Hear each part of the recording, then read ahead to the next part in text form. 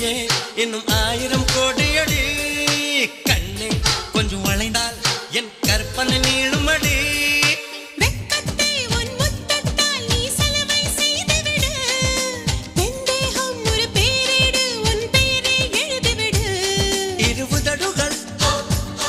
என் எழுதுகோள் 20